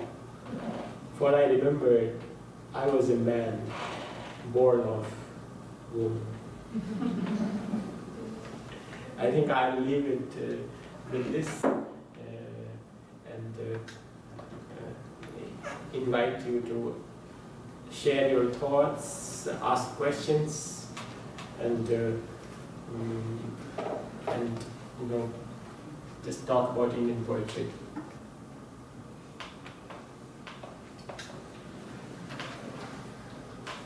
This is almost 3,500 years of Indian poetry in 2.5 hours. There is a book as well. You can, there's a book of which is very surprising. Is that it covers 3,000 years of Indian poetry. It's called These My Words. It's a Penguin book, edited by Eunice D'Souza and Melanie Silgardo. These My Words. So this is These My Words, you can see. The author, the editor, it's a compilation of poems from 3,000 years ago till today. Yeah. It's Eunice D'Souza and Melanie Silgardo.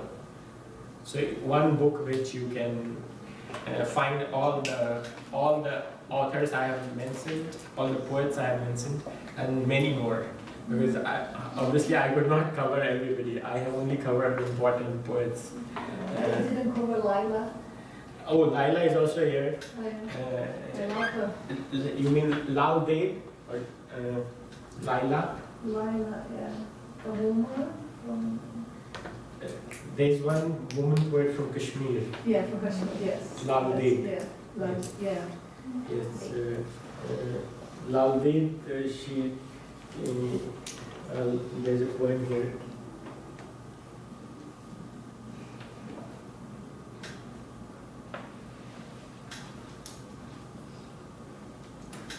Lalla, I from I Lalla. The poems of Lal Dev, 162.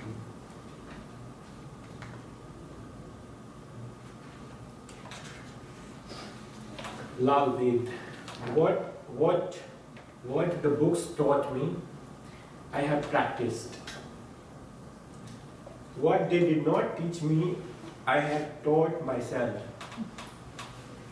I have gone into the forest and wrestled with the lion. I did not get this far by teaching one thing and doing another.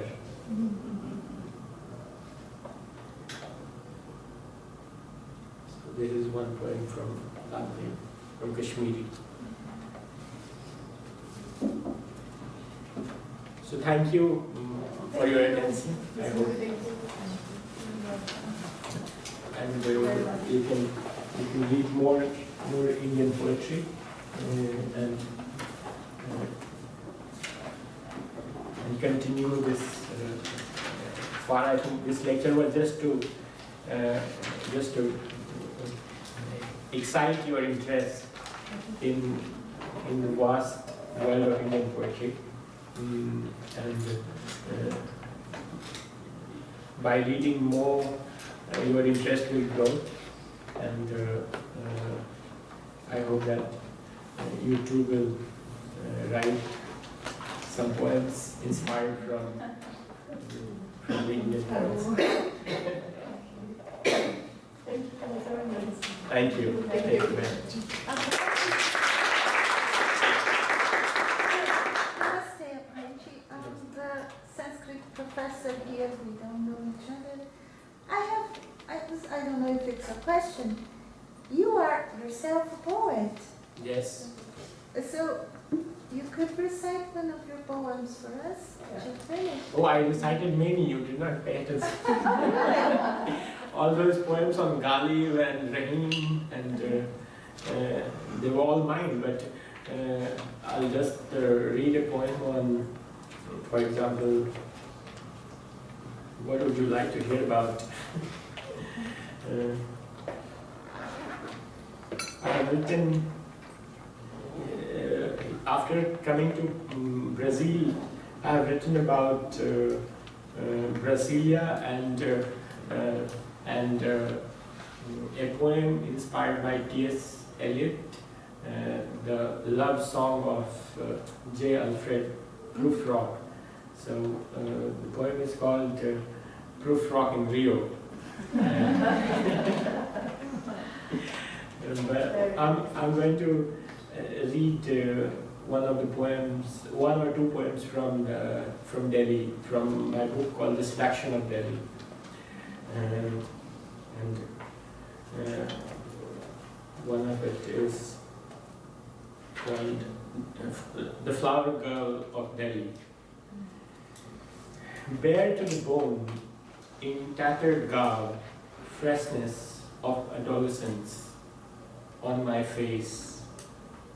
I stand near the traffic, bouquets of roses in my tender hands.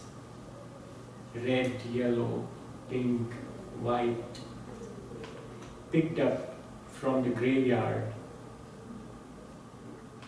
waving, begging, hoping someone would buy my flowers. A cab driver calls me, bargains. I plead, take my flowers. He pulls me nearer.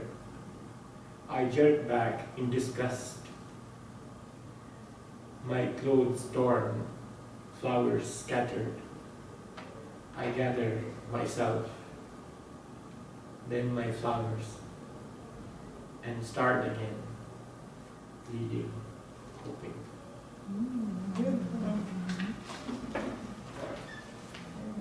And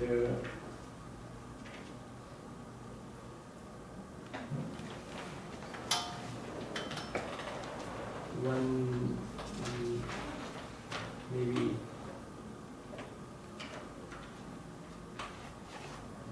about Delhi itself.